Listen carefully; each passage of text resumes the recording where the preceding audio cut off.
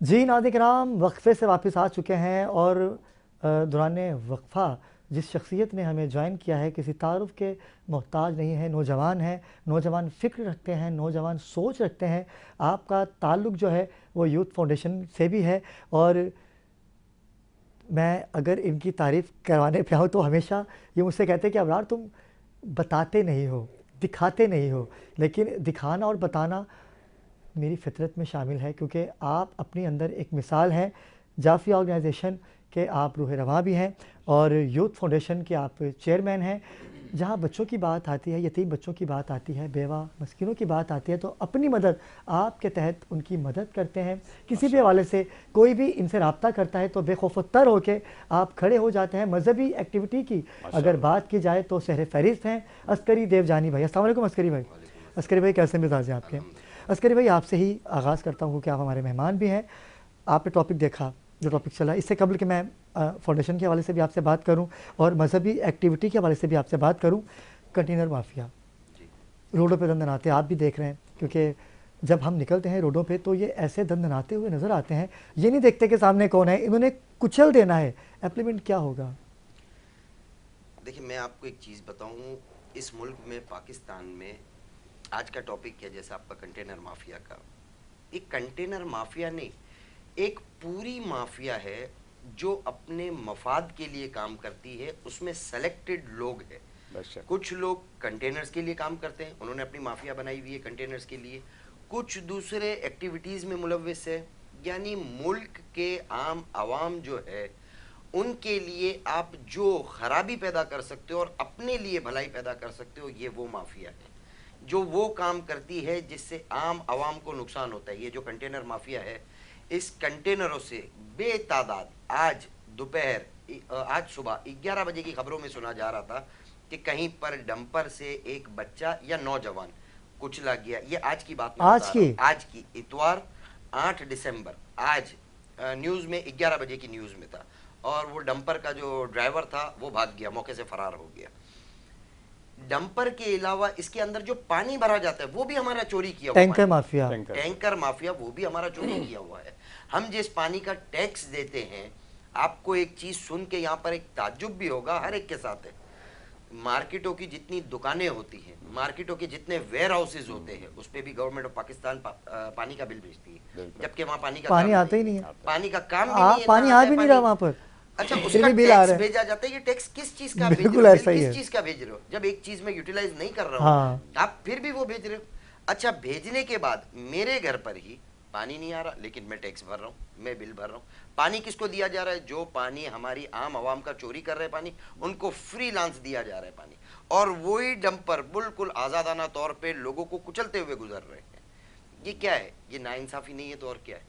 इसके लिए हमें सबको उठना पड़ेगा। ये ऐसा नहीं है कि हमारे बोलने से या हमारे 2 प्रोग्राम कर लेने से ये मामला ठीक हो जाएगा।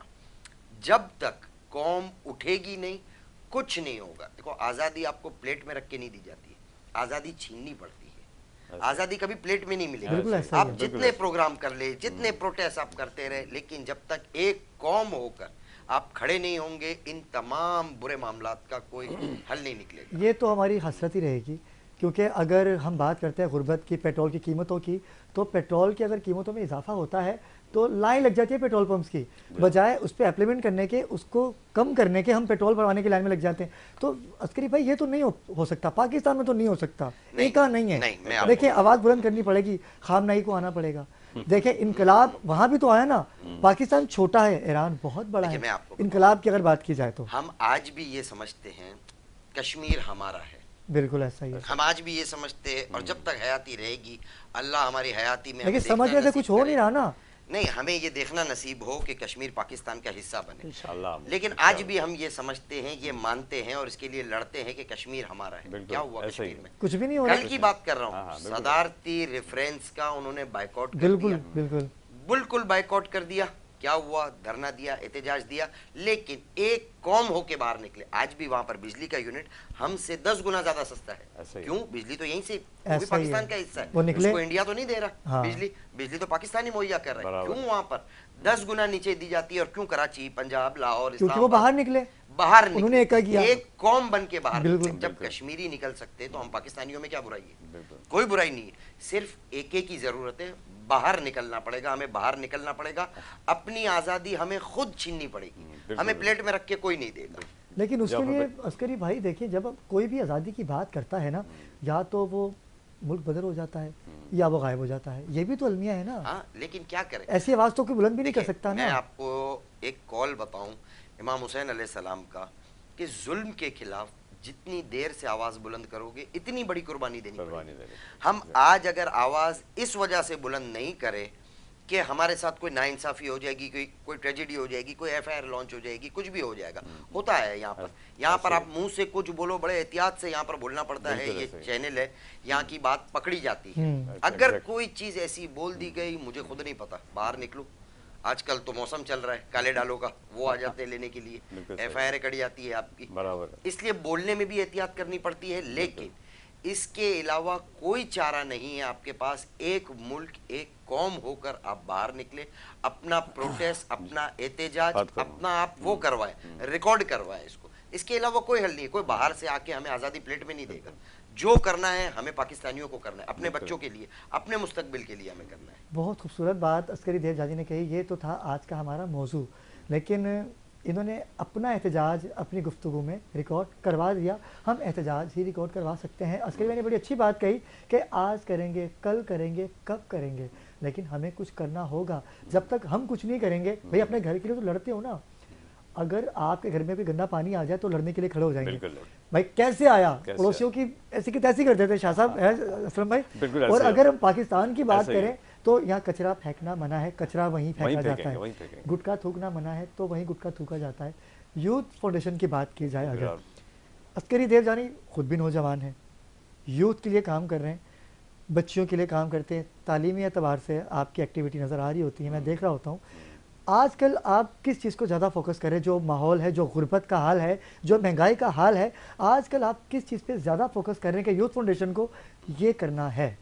देखिए, यूथ फाउंडेशन बेसिकली एक ऐसा इदारा है जिससे बच्चों को, बच्चियों को और ख़ास तौर पे ख़वातीन को दीनी तालीम दी जाती है। देखिए, ख़वातीन हमारे मुल्क का और हमारे एक यानी घर का एक वो सुतून है। देखिए, मर्द बाहर माश के सिलसिले में बाहर निकला हुआ होता है। आपके जो पीछे फैमिली है उसमें बच्चे हैं, बीवी है, उसकी बच्चे की परवरिश में अहम किरदार औरत का हमेशा होता है, माँ का होता है। अगर माँ को आपने इस काबिल किया कि ट्रेन किया है, उसको दीन से बहरावर कर दिया है उसको। अच्छा, दीन में खाली ये नहीं है, नमाज, रोज़ा, हज, ज़कात, खुम्स, खाली ये चीज़ें नहीं है। आप कुरान शरीफ की 6666 आयतें हैं, उसमें एक आयत में भी ऐसा नहीं है कि किसी कौम पर इसलिए अजाब आया गया कि उसने नमाज नहीं पढ़ी, या उसने रोज़ा नहीं रखा, या उसने हज नहीं किया। हाँ, अजाब आया गया उन्होंने शिर्क किया, बिल्कुल अजाब आया गया उन्होंने हुकूकुल इबाद का मनफी रहे। अगर हुकूकुल इबाद आपने अदा नहीं किए, देखिए कुछ गुनाह होते हैं जो इंसान के परवरदिगार की ज़ात से होते हैं। रात के अंधेरे में जाके वो अल्लाह ताला से तहज्जुद की नमाज पढ़ के वो गुनाह बख्शवाए जा सकते हैं, लेकिन कुछ गुनाह ऐसे होते हैं जो हुकूकुल इबाद है। वो हुकूकुल इबाद आपको किसी और से नहीं बख्शवाने, जिसके साथ आपने नाइंसाफ़ी की है आपको बख्शवाने भी उसी से ही है। और अभी जो मुल्की हालात हमारे चल रहे हैं, इसमें ये अवेयरनेस की ख़ास तौर पे बच्चों को, बच्चियों को बहुत ज़्यादा ज़रूरत है कि ये जो मुल्क में हो रहा है ये एक फस्तायत का एक राज है। इमाम अली अलैहिस्सलाम का कौल है, जुल्म की हुकूमत नहीं चल सकती, कुफर की हुकूमत चल सकती है, जुल्म की हुकूमत नहीं चल सकती। आज जो हुकूमत चल रही है हमारे यहाँ, वो पूरी जुल्म पे चल रही है हुकूमत। आप एहतजाज करने के लिए बाहर निकले, कोई अपनी जबान खोलता है, आपकी एफआईआर कट जाती है, आपको कोई उठा के ले जाता है, आप पे ये एलिगेशन आ जाता है, और जब तक आप उसके लिए अच्छा बोलते रहो तो आपको इंसेंटिव दिए जाते हैं। जितना आप अच्छा बोलोगे आपको इंसेंटिव मिलेंगे, और जहां आपने हक की बात की तो बस आपका फिर बेड़ा गर्क हो जाना है। अस्करी भाई, ये तो अलमिया है, ऐसा हो रहा है, बिल्कुल सही कह रहे हैं आप। कारोबारी जो लोग हैं वो पाकिस्तान से जा रहे हैं, आपका भी ताल्लुक बिजनेस के हवाले से अगर आपकी बात की जाए तो इंपोर्ट एक्सपोर्ट का काम है आपका, ये कंटेनर जो है ये कंटेनर आपके लिए भी आते हैं, लेकिन इसका तायुन कैसे होगा? बिजनेस के हवाले से मैं अगर आपसे बात करूं तो क्या देखते हैं 2020 से लेकर 2024 तक इन 4 सालों में, या अगर हम इलेक्शन के जब से सिंध हुकूमत या नून लीग बनी है उससे भी इक़्तिदार में आए हैं, तो कारोबार में किस हद तक अच्छाई या बुराई? पहले तो मैं ये यहाँ मेरा मानना ये है और हर एक का मानना ये आए नहीं गए लाए गए, नून लीग आई नहीं है लाए गए। खैर वो फॉर्म 47 की बात अगर की जाए तो देखिए, जो अभी कारोबारी हालात भी चल रहे हैं, छोटा कारोबारी है, दरमियाना कारोबारी है या बड़ा कारोबारी तो है, हर आदमी इस वक्त इस हुकूमत की वजह से कहीं ना कहीं डिप्रेस है, कहीं ना कहीं डिप्रेस है। देखिए मैं एक चीज़ बताऊं, मैंने अभी अपनी बात में ये चीज़ कही कि हमें एक कौम बन के उठना पड़ेगा। 1930 में महात्मा गांधी ने, जब पाकिस्तान और हिंदुस्तान एक ही होता था, अंग्रेज़ों का राज था, उन्होंने नमक पर टैक्स लगाया। महात्मा गांधी ने एक सिविल नाफरमानी की तहरीक शुरू की और वो तहरीक समंदर में जाकर अपने लोगों के साथ जाकर उसने नमक पर हाथ रखा और कहा ये नमक हमारा है, हम इस पर कोई टैक्स, कोई चुंगी, कुछ भी हम नहीं। क्या बात है। एक कौम थी, हिंदुस्तानी थे, पाकिस्तानी थे, बाहर निकले, अंग्रेजों से टैक्स खत्म करवाया। आज उस नमक के मालिक हम हैं, आज उस नमक के मालिक हम हैं, लेकिन हम उस नमक की हिफाजत नहीं कर पा रहे। क्यों? आबले पड़ गए हमारे मुंह पर, हम खामोश बैठे रहते हैं, हम खामोश बैठे रहते हैं, सिर्फ ये बोलते हैं जो हो रहा है सबके साथ हो रहा है, जो हो रहा है सबके साथ हो रहा है। नहीं, ये गलत है। आज आप अपने हक के लिए खड़े नहीं हो रहे, आप बुज़दिल हो, आप बुज़दिल हो, आपको जीने का हक नहीं है, फिर आपको बोलने का भी हक नहीं है कि मेरे साथ नाइंसाफी हो रही है या मेरे साथ वो हो रहा है। नाइंसाफी का उसे बोलना चाहिए जो अपने हक के लिए आवाज बुलंद करे। आज मुल्क में स्टॉक एक्सचेंज और महंगाई के अलावा कौन सी दो चीजें हैं जो ऊपर जा रही है? कुछ भी नहीं है। स्टॉक एक्सचेंज आप भी समझते हो, क्या मुल्क में कोई लॉटरी लग गई, कोई खजाना आ गया, कोई डॉलर की बरसात हो गई है, क्या हो गया जो स्टॉक एक्सचेंज ऊपर जा रहा है? मसनूई तेजी। ये तो एक सट्टा बाजार है जो ऊपर भी किया जाता है अपने नफे के लिए, नीचे भी किया जाता है, आम लोगों को नफा भी दिया जाता है, नुकसान भी किया जाता है। कंट्रोल्ड है, जिस तरह आज का मीडिया कंट्रोल्ड है, इस तरह स्टॉक एक्सचेंज भी कंट्रोल्ड है। कोई हमारी मईशत में ऐसी चीज नहीं हुई। कुछ बेहतरी आई? नहीं, स्टॉक एक्सचेंज तो बहुत ऊपर जा रहा है। कारोबार में कुछ बेहतरी? कारोबार में कुछ नहीं, कुछ भी नहीं, मजेदार नहीं है, कुछ नहीं। आम आदमी की नौकरी, कारोबार तो आप छोड़ दो, जो नौकरी कर रहा है वो भी परेशान। जो लाख रुपए जिसकी पहले तनख्वाह थी वो पहले खुश था, आज 1,25,000 रुपए तनख्वाह है तो भी खुश नहीं है वो। क्यों? उसको दो जगह से मार पड़ी है, टैक्स स्लैब उसका बढ़ा दिया गया। लेकिन स्टॉक एक्सचेंज अगर ऊपर जाएगी तो उससे अवाम को क्या फायदा है? नहीं, देखिए आवाम को तो कोई फायदा नहीं, ये सिर्फ एक इंडिकेटर है, सिर्फ इंडिकेटर है कि पूरी दुनिया में ये दिखाने के लिए कि हम बहुत अच्छा तरक्की कर रहे हैं। इससे कोई फायदा नहीं है, सबको पता है। आज इस हुकूमत में तो बच्चे बच्चे को ये चीज पता है, बच्चे बच्चे को ये चीज पता है कि हर चीज सिर्फ फेक हो रही है, सिर्फ हर चीज फेक हो रही है। टिकटॉक की हद तक है, टिकटॉक बना ली जाए और बस उस पे भी पाबंदी लग गई है, टिकटॉक पे भी पाबंदी लग गई है। अस्करी भाई बहुत दिल बर्दाश्ता है, और क्यों ना हो, क्योंकि जब नौजवानों को उनका हक नहीं मिलेगा, कारोबारी लोगों को खुल के कारोबार करने की इजाज़त, जब टैक्स बढ़ते ही जाएंगे बजाय कम करने के, बजाय ताजरों को रिलीफ देने के आप उनको परेशान करते रहेंगे, तो दिल बर्दाश्ता तो होंगे। इसके लिए आप तो पाकिस्तान छोड़ के नहीं जाएंगे ना? क्या इंशाअल्लाह यही रहना है, बेहतरी की उम्मीद है, अल्लाह पाक बेहतरी करेगा।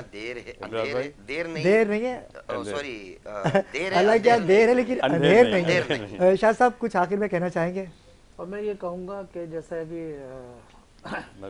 कहा भाई ने कि मैं आखिरी 2 मिनट में चाहता हूँ कि आपकी भी, तो इसके लिए मैं कहूँगा ये कि देखिए हमेशा जब भी कभी निकला है ना तो मिडिल क्लास का जो वही मरता है, धन में मरता भी वही है। तो पहले 5 रुपए भी बढ़ते थे तो आवाम रोडों पे आ जाया करती थी, अपने कुर्बानियां भी देती थी और वापस करवा दिया करती चीनी के लिए भी। जैसे अब महंगाई का वो आलम है कि उसकी हिम्मत ही इतनी नहीं है कि वो एक दिन के लिए मैं अगर निकल जाऊं तो शाम का चूल्हा मेरा बिल्कुल ऐसा ही है। बड़ी अच्छी बात कही शाह साहब आपने। असलम भाई आपका शुक्रिया अदा करूंगा कि आप तशरीफ लाए। शाह साहब आपका, अस्करी भाई आपका। अस्करी भाई ने वो बातें नाज़रीन कराम कर दी कि जिसकी बहुत अशद ज़रूरत हमें है। जब तक हम एक नहीं होंगे तो हर बंदा, मुट्ठी में बड़ी ताकत होती है, जब हम एक मुट्ठी बन जाएंगे तो कोई भी आपके ऊपर गुंडा टैक्स नहीं लगाएगा, बत्ते की पर्चियाँ आपको नहीं आएंगी। टैंकर माफिया जो आज दंदनाते नज़र आ रहे हैं ये भी डर जाएंगे कि भाई ये आवाम है कि अगर मैं जाऊँगा तो मैं इसका रिएक्शन भुगतने के लिए फिर तैयार रहूँगा, लेकिन ऐसा कुछ नहीं है।